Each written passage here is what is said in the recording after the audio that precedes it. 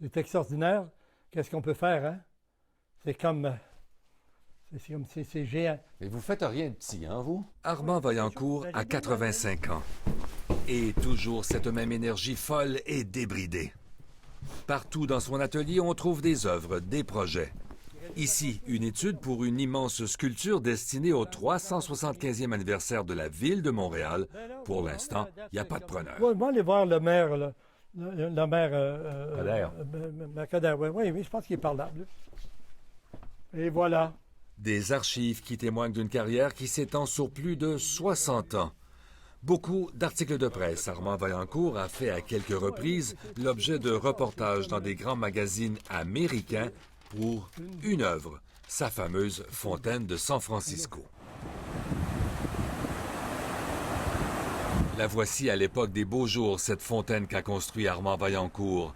Une gigantesque structure entièrement de béton, tout à côté du port de San Francisco.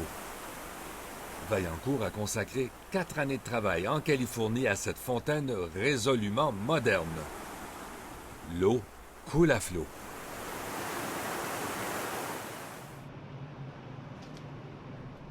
Mais aujourd'hui, la source est tarie. Le mugissement de la fontaine a laissé place à un triste silence. Le robinet est fermé, sécheresse oblige. Les touristes regardent la fontaine sans trop savoir de quoi il s'agit. Serait-ce un amas de débris provenant d'une quelconque démolition, se demande cet homme. It looked like rubble to me when I first saw it. I thought it was destruction of some sort. Armand Vaillancourt reste fier de son œuvre, mais se désole de la tournure des événements. Oui, je suis content, mais je suis pas content qu'il y ait une loi qui l'empêche de couler, alors que c'est un endroit de touristique, San Francisco, tu sais. Alors pourquoi pas faire un effort pour laisser couler l'eau? Une plaque sur l'œuvre nous en indique le nom, la fontaine Vaillancourt. Mais quand elle a été inaugurée en 71, Armand Vaillancourt avait un autre nom en tête. Un documentariste a retrouvé ces images de l'inauguration où l'on voit Vaillancourt avec de la peinture et des décalques baptisé sa fontaine Québec libre. Le premier graffiti sur la fontaine, c'est l'artiste lui-même qui l'a dessiné. Aux États-Unis, en 71, on est en plein mouvement de contestation, guerre du Vietnam, Black Panthers, affirmation autochtone. Vaillancourt, lui, sort de la crise d'octobre et à sa cause, l'indépendance du Québec. Une fontaine Québec libre à San Francisco. Oui. Comment? Oui, mais ça fait le tour du monde. C'est la bonne place pour ça? Il n'y a jamais la bonne place quand tu es militant. Un autre qui a découvert très vite qu'il n'y a jamais de bonne place pour faire un graffiti, c'est Bono. En 87, lors d'un concert gratuit, le chanteur de U2 monte sur la fontaine et écrit à la peinture en aérosol « Rock and roll stops the traffic ». Ça a soulevé la colère des autorités de San Francisco. Comment cette vedette rock ose-t-elle donner le mauvais exemple en dessinant des graffitis sur une propriété publique? Bono se retrouve dans le pétrin et risque la prison. Alors, pour se sortir de ce mauvais pas, que fait-il? Il y a quelqu'un qui me téléphone. Il dit My name is Bono from U2. J'ai dit You want to spell me U2?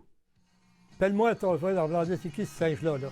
Le singe en question invite Vaillancourt à son prochain spectacle à Oakland, en Californie, 3 jours plus tard. Bono veut présenter ses excuses à Vaillancourt pour s'éviter les foudres de la justice. Il dit à Bono, You don't have to apologize for what you did. Tu n'as pas d'affaire à t'excuser since I agreed with the graffiti. Et voilà qu'à Oakland, Vaillancourt, à son tour, fait des graffitis au rouleau sur les décors de U2 pendant le spectacle du groupe. Ce sera suffisant. Bono n'est pas poursuivi, bien qu'il maintienne que ce qu'il a fait sur la fontaine, c'était pas un graffiti, mais de l'art. Bono disait tout le temps, I am an artist, therefore, c'est pas un graffiti. Mais j'ai dit, assume ton geste. Et ça a créé un froid entre lui et moi.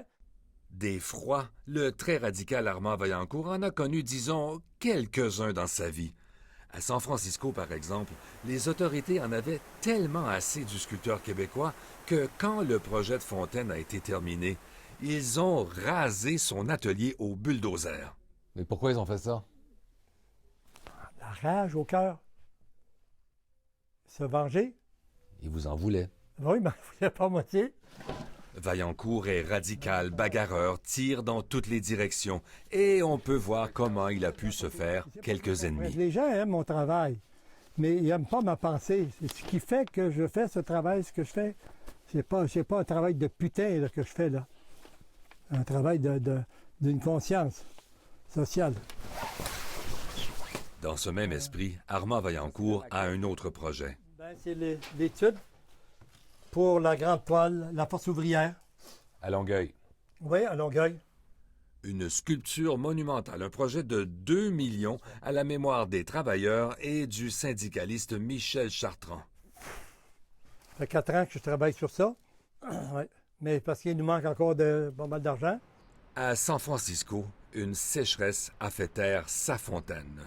Combat, victoire. À Montréal, rien ne fera jamais taire Armand Vaillancourt. C'est beau voir les jeunes dans la rue, hein?